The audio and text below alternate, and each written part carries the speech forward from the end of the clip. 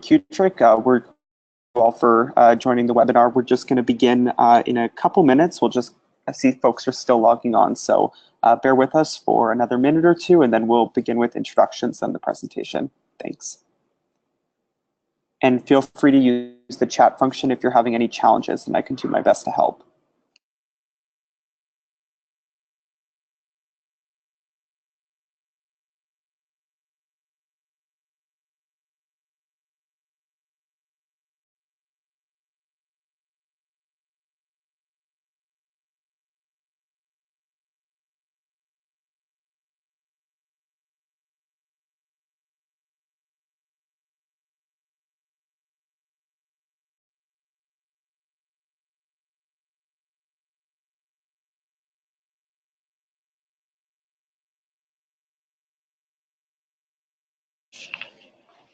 So I think we will begin. We'll begin with Dr. Josipa Petrunic, who's the Executive Director and CEO of CUTRIC. Josipa, if you want to just begin with some opening remarks. Certainly. Thanks, Joshua. We're just going to do a quick sound check to make sure you can still hear me clearly. It's clear on my end. Thanks. Okay, perfect. So welcome to everybody who is online. Thanks for joining. We appreciate your time today. And we're excited to be able to offer to you what is our first end of full project funding presentation by project proponents and members of CUTRIC to the membership consortium of CUTRIC nationally. As many of you know, I'm Josipa Petrunic. I'm the Director and CEO of CUTRIC. And today the webinar is focused on sharing with you the outcomes of the first project that CUTRIC funded. This is a project by ATES that came through the pipeline in 2016, took into 2017 to get full funding into it, and now we're seeing the outcomes of a completed project. So we're very excited about that. Now, by way of introduction, we were introduced to ATES as a company through the Ministry of Economic Development in Ontario, and essentially what it allowed us to do as CUTRIC as an organization was to move forward in funding a first project in the first pillar of our innovation lineup, which is zero emissions and low carbon propulsion technologies. So this project certainly falls within that pillar of emissions reduction. It also allowed us to share with stakeholders the fact that although urban transit is in our name and transit is what we do and shared mobility is what we do, we also do welcome automotive-oriented projects where they encourage the reduction of emissions or the improvement of mobility. So this project allowed CUTRIC to grow in that space. And I would be remiss if I did not mention the fact that given that the ATES team and colleagues were the first through the pipeline of CUTRIC funding, we are very grateful to them because they were essentially our procedural guinea pigs. And we learned a lot about the process. We created a lot of our legal protocols and a lot of our funding protocols on our experience with it. So you served as an excellent partner to work with on that front. So with that, and with our great appreciation, what we have for you today is a presentation which constitutes the final step in CUTRIC funding. For those of you who have gone through the funding process and have come out the other end or who are about to enter into that funding process, you'll know that there's a whole series of steps, and the very final step is sharing a presentation with the CUTRIC consortium about the research completed with CUTRIC co-funding. And that is where we are today with the ATES project. So I'd like to introduce Anthony Hardane and Scott Molson at ATES. And with that, I'm going to turn it over to you, Anthony, to take over. Okay, terrific. So just confirming that everybody can hear me. So sound check. Yep, we can hear you. Okay, terrific. So Josipa, thank you very much for those opening remarks. And I'd also like to acknowledge my thanks to the Government of Ontario for introducing us to CUTRIC. Had it not been for that introduction, we wouldn't be where we are today. So that's an important stakeholder. In addition to the industry and academic stakeholders that have played a key role in this project, and I just want to quickly acknowledge them. So in no particular order, CANMET Materials, Mark Kosdras and his team supported this project. In Hamilton, Systematix, Don Weber and the team in Kitchener played an instrumental role on the robotics side, along with ABB Robotics, Mikhail Paklin and his team. And then, of course, Sheridan, Dr. Andy Alavati from the Mechanical and Electrical Engineering and Technology Department at Davis campus. Those were all key stakeholders that supported this project. So I thank them for their ongoing engagement with us as we navigated our way through this project. So an overview of our technology, rather than reading, what is a bit of a word-intensive slide here, what I want to explain is that essentially we've developed a proprietary induction heated catalyst technology, and we're collaborating with a tier 1 partner, preparing the technology for commercialization over the next few years. Our novel approach to induction heated catalyst technology is to insert metal pins into ceramic substrates and then heat those metal pins with induction heating. And it's a very simple concept, but very difficult to execute. So this project had a number of significant challenges that we needed to overcome.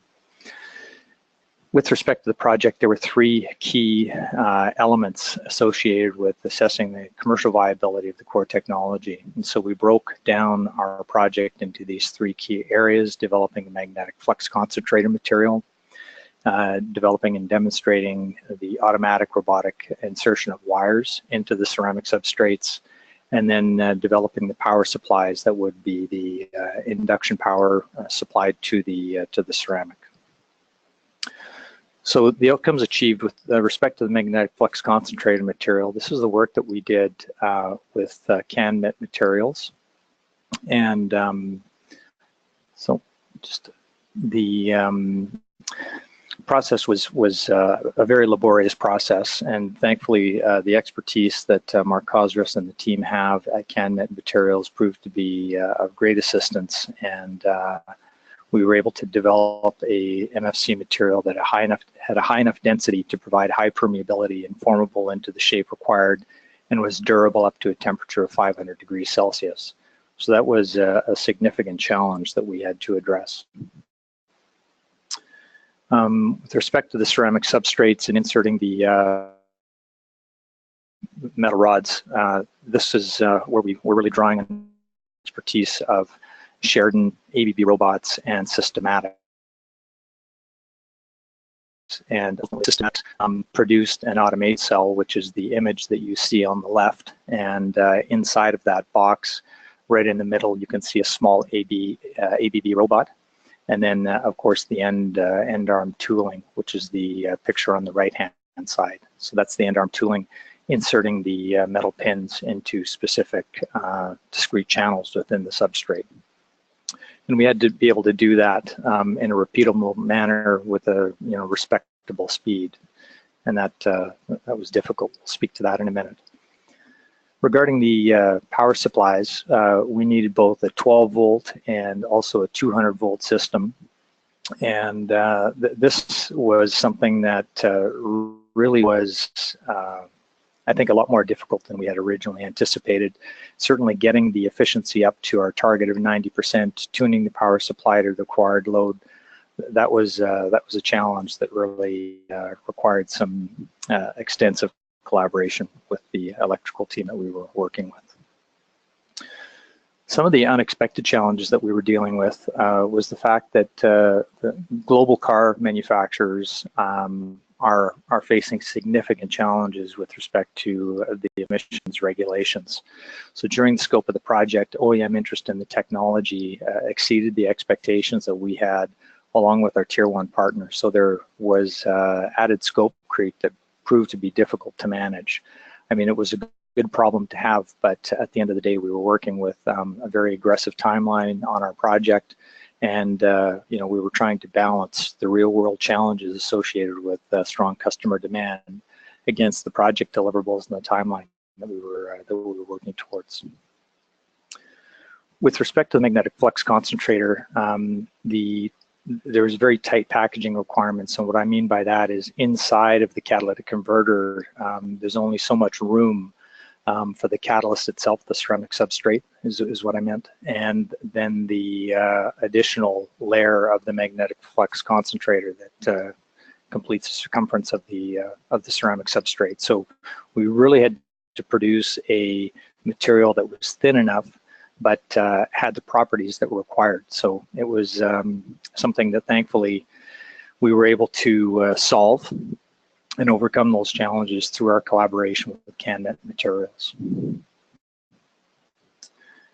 Inserting the robotic wire elements, we faced some significant challenges there because the substrates are made from a semi-liquid clay-based slurry, And they're very high quality, strong parts, but they do have some dimensional variances that are not what the typical robotic system would see as repeatable. So it required us to look at various lighting options, camera choices that would allow the robot to know exactly where the cell was that it was about to insert a wire into. A tough challenge, but one that was able to be overcome. And then on top of this, the difficulty in the emission strategies of the OEMs are changing, and they're now moving towards substrates that provide different functional benefits that require multiple dippings in precious metal coatings. And as a result of those coatings, causes the channels and the substrates to be tapered by up to 50% blockage. So this adds an entirely new level of complexity, which we're working through now. On the smart induction power supplies, we've been designing and testing both 12-volt DC systems and 200-volt DC systems. And this has provided us with the challenge to balance the load of the induction circuit to provide maximum heat up to the ceramic substrate, maximum heat to the ceramic substrate with an efficiency of up to 90%. So we were able to construct 2 power supplies that met the targets we were designing to. And a lot of this work was done at the facility where we are a commercial tenant, which is the McMaster Automotive Resource Center. And that proved to be a very valuable asset for us because they had much of the specialized equipment that we needed to do the testing. So in terms of next steps in commercializing the technology, we're now co-developing our proprietary technology with the global market share leader that supplies emissions after treatment systems for approximately 40% of the global light vehicles produced each year. We're collaborating with our partner to advance the technology through the TRL framework that they use internally. And the shared objective of this formal co-development agreement is to prepare the technology for commercial market launch and series production vehicles by model year 2022. So this project in particular really allowed us to build momentum around some of the tough technical challenges that I've shared with you in this presentation, which certainly advanced the maturity of the technology and has continued to enable us to build momentum. Some of the benefits to Canada with respect to the environmental impact are that there could be significant emissions reductions or displacement being realized when the ATES induction heated catalyst technology is commercialized and broadly adopted. The project creates a foundational cornerstone that will support the advancement and the feasibility of induction heated catalyst technology that directly buttresses the likelihood of commercialization. So in the meantime, ATES is adding economic value to the Canadian economy. We've engaged and continue to engage a broad cross-section of highly qualified people through our contracted suppliers that are assisting ATES in accelerating the maturity of our technology. Of course, there's challenges ahead. The auto industry is responding favorably to the technology, but in order to successfully launch on series production vehicles, collaboration must continue. Cost and performance of an emission system incorporating induction heated catalysts are 2 key metrics that will influence the opportunity, followed by validating the ability to scale production while ensuring durability in real-world driving conditions.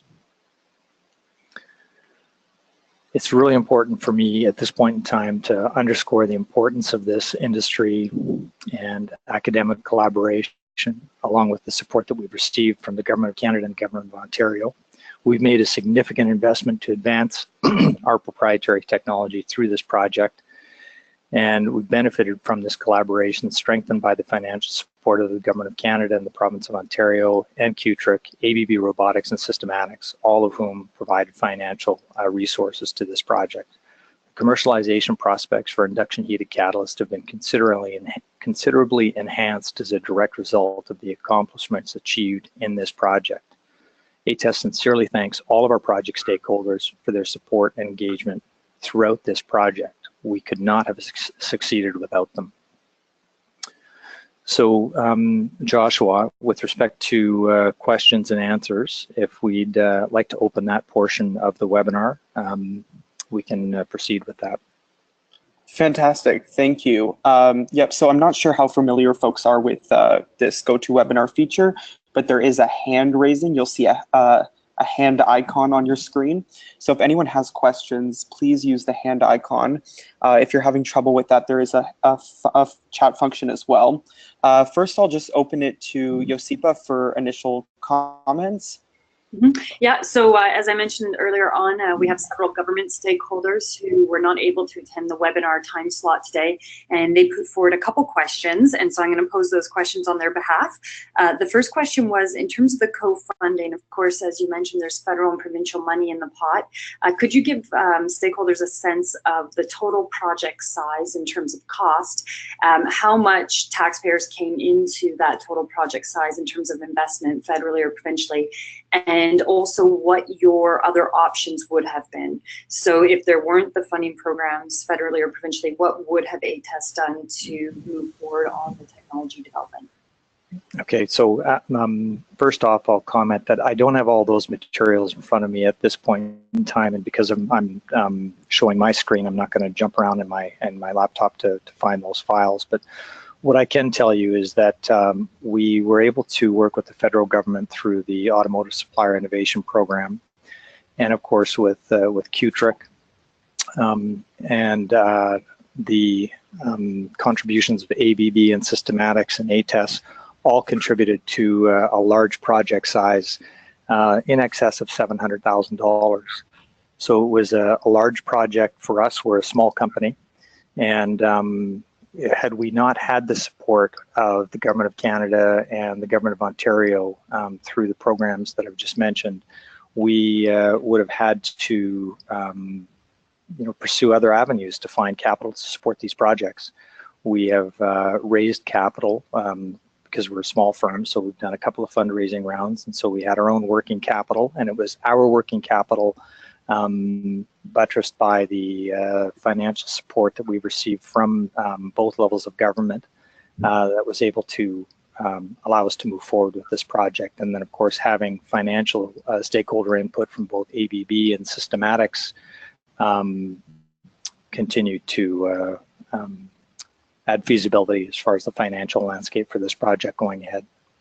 That's great. And I have one more question from colleagues in environment. So there's a question ongoing that we faced at CUTRIC, and perhaps you have some insight into. In projects like this, of course, there's technology innovation early on. And the question for Environment Ministry colleagues is always, what is the CO2 reduction that can emanate from these kinds of TRL, mid-TRL and lower TRL projects? So if you have a sense, Anthony, from your end, how would you go about articulating the emissions reduction benefits of a project like this, given that they're not immediate direct emission reduction, but they are perhaps down the road future emissions reduction? So the question was really about how would this be calculated for a company like you? Yeah, so great question. And I just want to underscore and emphasize the fact that this is an early stage innovation. As I mentioned, the objective is to launch the technology in series production vehicles in the 2022 model year timeframe. So it's still a number of years out. But having said that, the important thing to underscore is that the maturity of the technology is advancing rapidly, and it's being tested on both diesel vehicle applications as well as gasoline vehicle applications. And the learning curve is very steep in terms of the impact that the technology is having on reducing the emissions produced by both diesel and gasoline power plants. What's unfolded recently is a theory of understanding that this technology may in fact allow for zero emission vehicles that have both, well, specifically on the gasoline powertrain. And so vehicles that would have, for example, a plug-in hybrid propulsion system or a range extended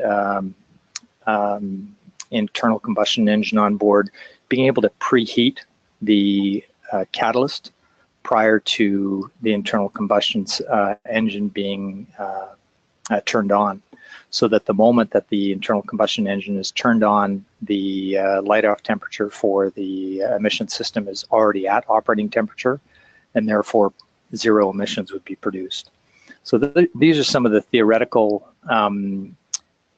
exploration that's taking place right now. But it's difficult at this stage in the game, Josipa, to answer the question with a specific number as to what that may be. But I know that the aspirations that all of us have are very, very high within not only ATES, but our commercial partner. That's great. Thanks so much. I'll turn it back to Joshua then. Yeah, if it's okay with you, Anthony, I'm actually just going to switch hats for a second and ask a question of my own. I was wondering, like, how transferable is this technology to, let's say, non-automotive transportation technologies? That's a good question. And at the moment, all of our focus is on the automotive industry. So we are not looking at opportunities outside of automotive. And the reason for that really is that we have a limited amount of time and resources to capitalize on capturing the opportunity that we believe is there. And so with the scale that's involved in the auto industry, there is a significant opportunity for our Tier 1 partner if in fact we can solve the technical challenges that we're navigating right now. If we're successful in launching the technology in model year 22, then of course at that point you've got a success under your belt and you can start then exploring other opportunities where the technology might apply. But what we do know is that any internal combustion engine is going to produce emissions, and all emission systems require hot emission systems to be able to work with the chemical reactions that neutralize the harmful emissions. So our technology is a heating technology, and therefore we believe that it could apply to industries outside of automotive. Fantastic, thank you.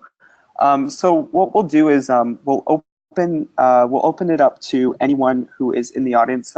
Please use the hand function if you have questions, and then what we'll do is if I don't see any hands up, I will unmute everyone. Perhaps someone's having difficulty but wants to ask a question, and then if not that, we will conclude by asking if any project partners on the line have any additional comments that they want to provide. So I'll give folks a second to just use the hand function, but right now I am not seeing any specific questions. Okay, so what I'm going to do is unmute folks.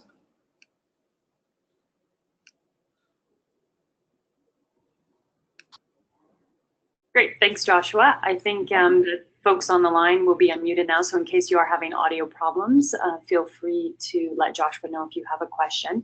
And I think, Josh, while folks may be formulating their queries, let's turn over to the project partners to see if any additional ones have additional comments to make.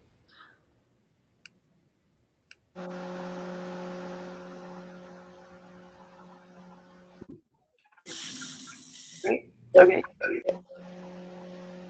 So it does look like from the background, Joshua, if you're able to hear, John, I think that we can see that you have a question, John.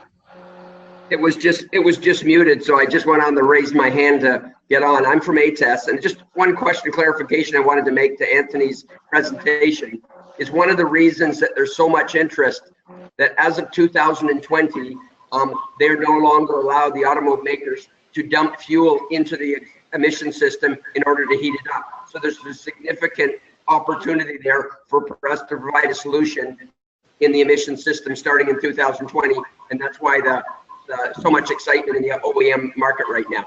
Just a clarification. Thank you. Thanks for adding that, John. And John, if there's anything else you want to add with respect to the challenges that we had to overcome, I would encourage you to jump in and add additional color. And I think on that. Oh, sorry. Go ahead. I think the one of the things that's very interesting in a project like this, there are no standards. So everybody we're talking to, this is the first time they've really ever put anything unique into their exhaust system. Right now, they take a ceramic catalyst, they coat it with all kinds of incredible science and understanding that works really well. They put it in a metal can, they put it under a car, and it passively works. When we are moving them from a passive to an active system that's got control, that's got smart, that's got everything, it really has been a development of understanding and education, and the questions keep coming and it's evolution at its best in terms of design and collaboration. So we're working on something that's brand new, and it really has been a learning process for all partners involved, suppliers, partners, and with our customers. So very interesting. Hi, this is Sheridan College. I just wanted to say thank you for your presentation. We really enjoyed seeing the results of all the work coming together, and thank you for the recognition of the work by my colleague, Dr. Alibati. Is it possible to get a copy of these slides? So thank you very much. And I know that CUTRIC is recording the presentation, so you can follow up with CUTRIC after this presentation. Awesome. And I also want to emphasize that Sheridan has been a very engaged partner, so thank you very much for your remarks. Great. And just so folks know, this is Joshua from CUTRIC. I'm going to add my contact information in the chat function. I know might be some people here who might be interested in the CUTRIC funding process, and that might be their main reason for tuning into this webinar. So if you'd like more information about that, I'd be happy to help. Are there any other questions at all from folks?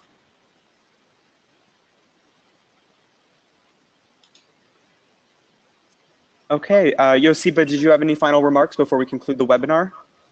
Yeah, I want to say thanks again to the ATES team and to Sheridan, Systematix, and CANMET Materials. It was a great project for us to kick off on at CUTRIC, and we're looking forward to hopefully being able to fund next steps. One of our ongoing discussions with colleagues at ATES will certainly be what those next steps are and whether CUTRIC can get involved, and whether we might be able to in some way help support the extension of this technology to non-automotive applications. So thank you very much. And now I do see a bit of feedback, so hopefully there's not too much feedback and you can see here clearly, but I want to thank again the stakeholders. With that, I'm going to turn it back to you, Joshua, just to conclude out, and we will indeed share these slides and the recording with folks who have registered on the call today. Yes, it's Anthony. I just quickly wanted to thank you and your team for all of your support. And this has been a long process as the first company working through it, but everybody's been extremely professional, and it's been a real collaboration. So to Josipa and everybody involved at CUTRIC, we thank you for that. Thank you as well, and to the entire team. Looking forward to next steps, as I said before. Terrific. Thank you. Thank you. Joshua, over to you, Joshua.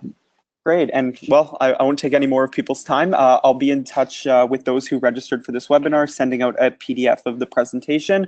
And if you're interested in learning more about CUTRIC or have any follow-up questions, just let me know. I'm happy to redirect you to the right person. Thanks, everyone. Have a great day. Thank you.